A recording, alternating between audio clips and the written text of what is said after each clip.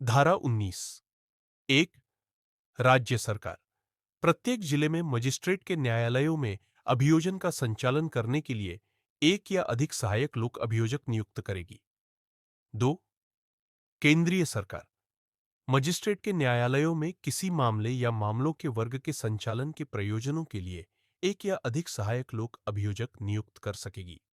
तीन, उपधारा एक और उपधारा दो में अंतर्विष्ट उपबंधों पर प्रतिकूल प्रभाव डाले बिना जहां कोई सहायक लोक अभियोजक किसी विशिष्ट मामले के प्रयोजनों के लिए उपलब्ध नहीं है, वहां जिला मजिस्ट्रेट राज्य सरकार को 14 दिन की सूचना देने के पश्चात किसी अन्य व्यक्ति को उस मामले का भारसाधक सहायक लोक अभियोजक नियुक्त कर सकता है, परंतु कोई पुलिस अधिकारी सहायक लोक अभियोजक के रूप में नियुक्त किए जाने के लिए पात्र नहीं होगा।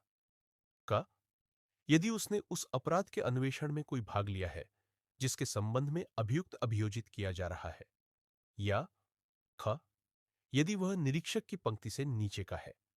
अर्थात धारा 19 के अनुसार राज्य सरकार हर जिले में मजिस्ट्रेट अदालतों के लिए सहायक लोक अभियोजक एपीपी नियुक्त करती है।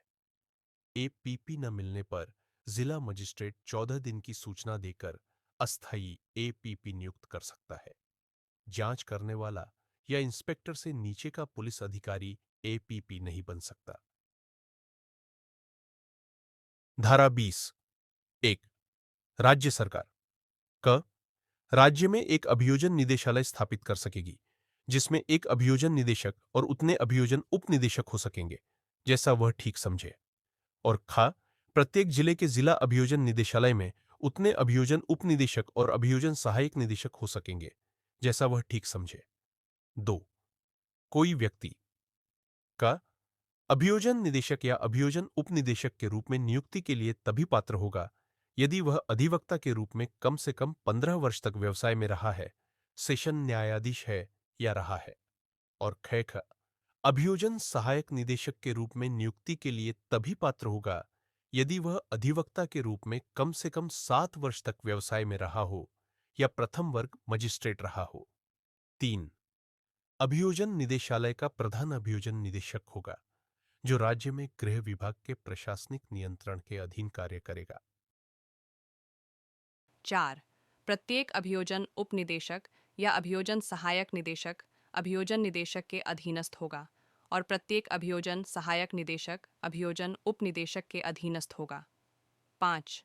उच्च न्यायालयों में मामलों का संचालन करने के लिए धारा 18 की उपधारा 1 या उपधारा 8 के अधीन राज्य सरकार द्वारा नियुक्त प्रत्येक लोक अभियोजक, अपर लोक अभियोजक और विशेष लोक अभियोजक अभियोजन निदेशक के अधीनस्थ होंगे।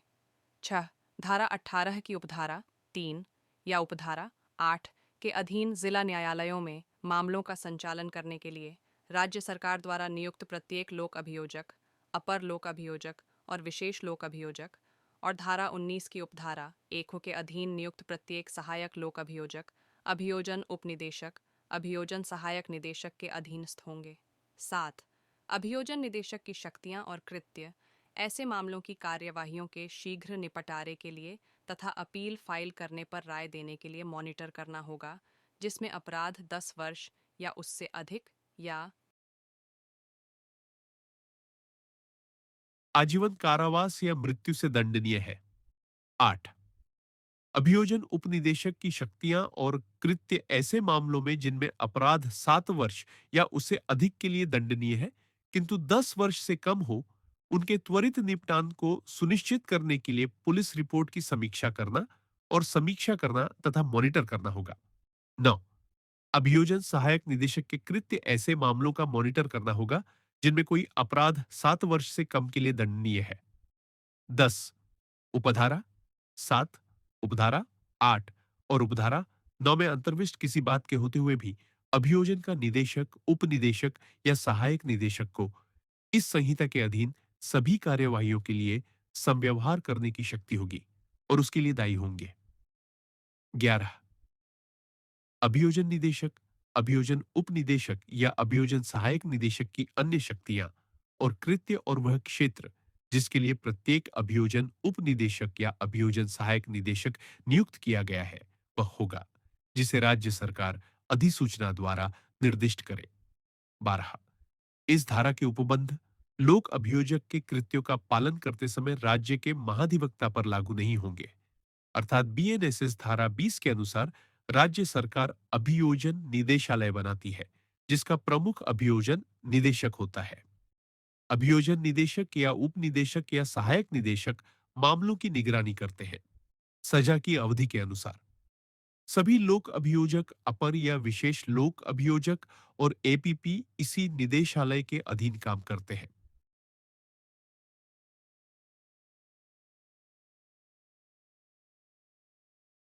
अध्याय 3, न्यायालयों की शक्ति धारा 21। इस संहिता के अन्य उपबंधों के अधीन रहते हुए क भारतीय न्याय संहिता 2023 के अधीन किसी अपराध का विचारण निम्नलिखित के द्वारा किया जा सकेगा।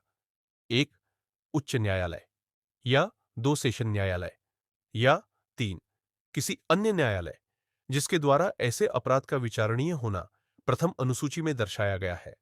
परंतु भारतीय न्याय संहिता 2023 की धारा 64, धारा 65, धारा 66, धारा 67, धारा 68, धारा 59, धारा 70 या धारा 71 के अधीन किसी अपराध का विचारण यथासाध्य ऐसे न्यायालय द्वारा किया जाएगा जिसमें महिला पीठासीन हो।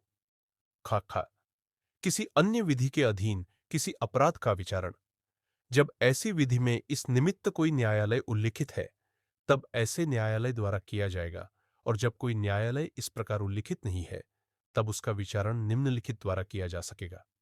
आय, उच्च न्यायालय या आईआईआई, कोई अन्य न्यायालय जिसके द्वारा ऐसे अपराध का विचारणीय होना प्रथम अनुसूची में दर्शाया गया है। अर्थात बीएनएसएस धारा 21 के अनुसार भारतीय न्याय संहिता 2023 के अपराधों का विचारण high court slash session court slash प्रथम अनुसूची में बताए गए न्यायालय करते हैं। धारा 64 से 71 महिला संबंधी अपराध का विचारण यथासंभव महिला न्यायाधीश द्वारा होगा। अन्य कानूनों के अपराधों का विचारण उसी कानून में बताए न्यायालय द्वारा, और अगर न बताया हो तो हाई कोर्ट या अनुसूची में निर्दिष्ट न्यायालय करेगा। धारा 22, 1, उच्च न्यायालय विधि द्वारा प्राधिकृत कोई दंडादेश दे सकेगा। 2, सेशन न्यायाधीश या अपर सेशन न्यायाधीश विधि द्वारा प्राधिकृत कोई भी दंडादेश दे सकेगा, किंतु ऐसे किसी न्यायाधीश द्वारा दिया गया मृत्यु दंडादेश उच्च न्यायालय द्वारा अभिपुष्ट किए जाने के अध्ययधीन होगा। अर्थात बीएनएस धारा 22 के अनुसार उच्च न्यायालय विधि द्वारा अनुमत कोई भी दंड दे सकता है। सेशन जज स्लैश अपर, सेशन जज भी सभी वैध दंड दे सकते हैं, लेकिन मृत्युदंड तभी मान्य होगा जब उच्च न्यायालय पुष्टि करे।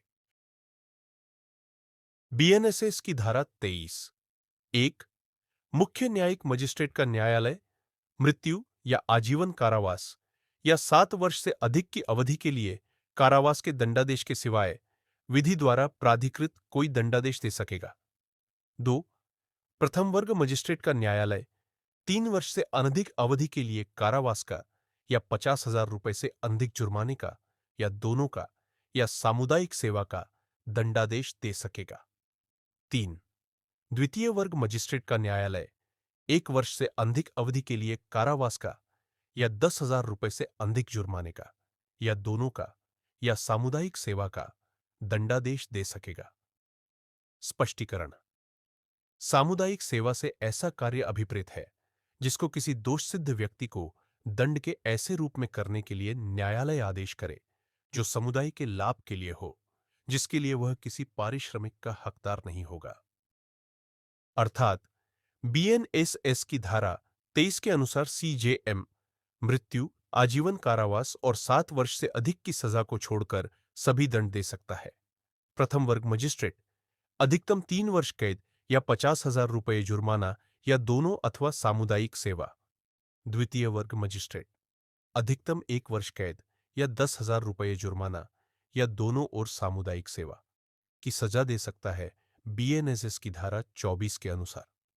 1, किसी मजिस्ट्रेट का न्यायालय जुर्माना देने में व्यतिक्रम होने पर इतनी अवधि का कारावास अधिनिर्धारित कर सकेगा जो विधि द्वारा प्राधिकृत है, परंतु वह अवधि का धारा 23 के अधीन मजिस्ट्रेट की शक्ति से अधिक की न हो। खा जहां कारावास मुख्य दंडादेश के भाग के रूप में अधिनिर्धारित किया गया है, वहां वह उस कारावास की अवधि की चौथाई से अधिक की नहीं होगी जिसको मजिस्ट्रेट जुर्माना देने में व्यतिक्रम होने पर दंडादेश के रूप में से अन्यथा उस अपराध के लिए अधिरोपित करने के लिए सक्षम है। 2. इस धारा के अधीन अधिनिर्धारित कारावास धारा 23 के अधीन मजिस्ट्रेट द्वारा अधिनिर्धारित की जा सकने वाली अधिकतम अवधि के कारावास के मुख्य दंडादेश के अतिरिक्त हो सकेगा। अर्थात बीएनएसएस की धारा 24 कहती है मजिस्ट्रेट जुर्माना न देने पर कानून के अनुसार अतिरिक्त कारावास दे सकता है। यह कारावास मजिस्ट्रेट की अधिकतम सजा शक्ति से अधिक नहीं होगा और यदि मुख्य सजा में कैद है तो यह उस कैद के एक चौथाई से ज्यादा नहीं होगी। यह डिफॉल्ट कैद धारा 23 के तहत दी जा सकने वाली मुख्य सजा के अतिरिक्त होगी